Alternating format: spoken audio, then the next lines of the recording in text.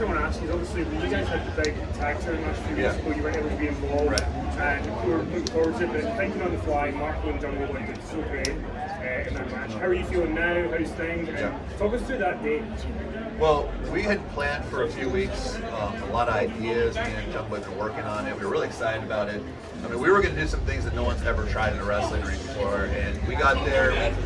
We had everything ready to go, and we were really excited about it. And then, like, I was in the ring and I wasn't warmed up, and I was moving around and I did something wrong, and I felt like a pop in my leg, and I went, oh no. And I right away grabbed Jungle Boy and I went back to the trainer, and I was trying to pretend like nothing happened, and they were checking me out, and they're like, dude, if you go out there, you're going to tear your hamstring in half. Like, something's torn in there. It wasn't like a tendon tear. We didn't know how bad it was. They could have shot me up with something. I could have gone out there, but this wasn't pay-per-view, tag title. It's not time to do that.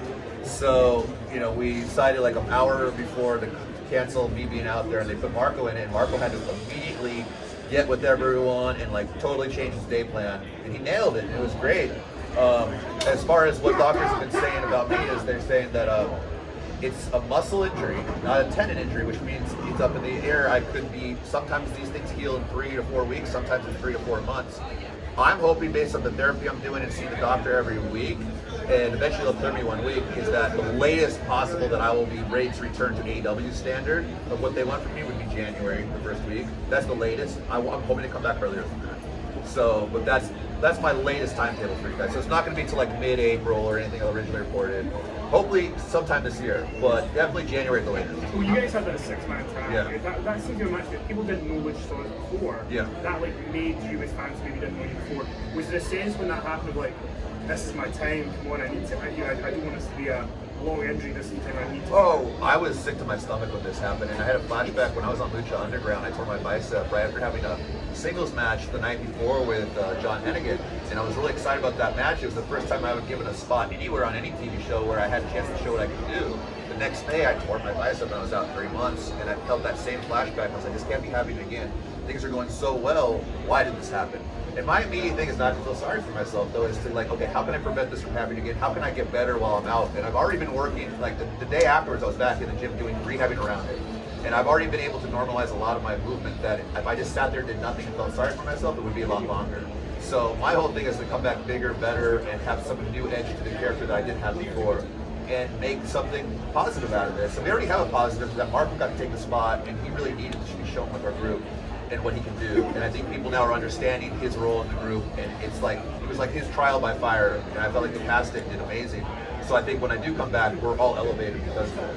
Can you walk us through your rehab process a lot? Yeah. Every day, twice a day? To me, like my days, you know, my girlfriend I live with, she probably, you know, hates it because I don't give her enough attention. But like, I wake up and I start the rehab process before I go to the gym for 2 hours. I'm doing all the mobility stuff at home. I'm working with all the little rehab tools they gave me. I also used to work in a rehab setting when I was in between wrestling for NXT to now.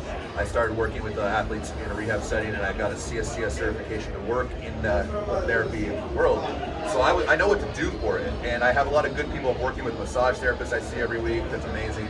So then I go to the gym and I do my other workouts to stay looking the way I need to stay. I go to the gymnastics center, and I can't flip right now, but I'm going to do all the little basic exercises to keep all the patterns in my head.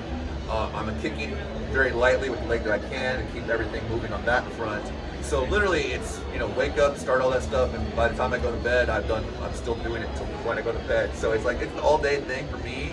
I consider this my job 24/7, and it's like, it's not enough just to show up at TV and have a doctor look at it every week. Like, I take this really seriously, and I want to be one of the best, and I want to be there now doing this. So I'm putting in as much effort as possible to eliminate this injury.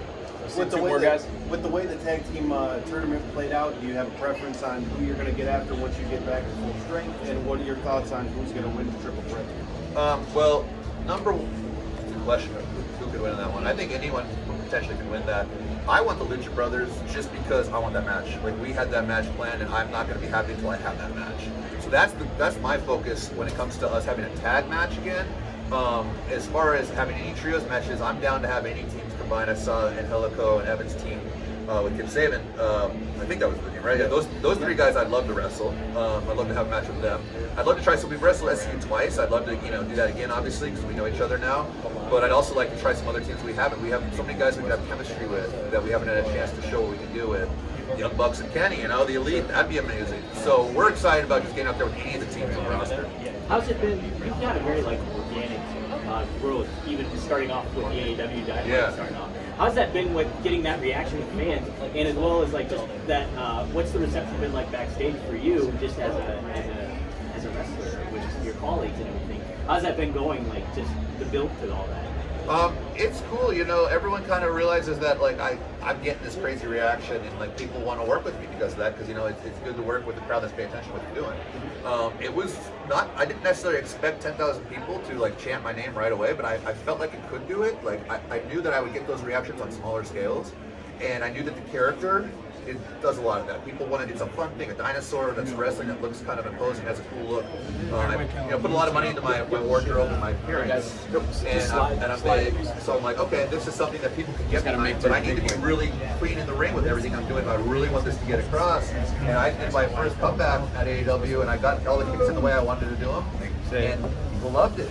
And it just was from there. I was like, they felt exactly what I was feeling. I was like, wow, I don't have to try to think about their reactions or look at them and pander and try to get them to react. They're just doing it. I can just feel that, and it's a powerful feeling. It's really hard to describe, but I can feel them with me and supporting me, and it takes a lot of pressure off, and it's just it's more than I ever could have asked for. Let's do one more, Bill. Go ahead. Knowing how the injury happened, is there anything that you really could do to try and prevent it from happening again, or is it just something where you're gonna? It was a freak kind of thing. I've had a lot of unfortunate luck with injuries in the past. It wasn't something chronic that was about to go and went. No, it was literally I stepped wrong and I tried to say what I was doing, and I just felt it pop. I wasn't warmed up. We had flown in the night before, then filmed something in the morning. I wasn't hydrated. I let my normal morning routine of stretches and therapy go for that day, and that was my mistake. My new thing is on show days, I'm keeping myself real hydrated. I'm going to warm up the way I know how to warm up before I try to do anything physical. So if an injury happens again to me, it's going to happen in the ring on the show, not an hour before the show. Because that's something, if it happened during the match, I probably would have just finished the match and been okay because of adrenaline. But the worst feeling ever is to be there on the day and then literally an hour before, nope, somehow you didn't make it to the show. I don't think that's ever happened before. It's crazy.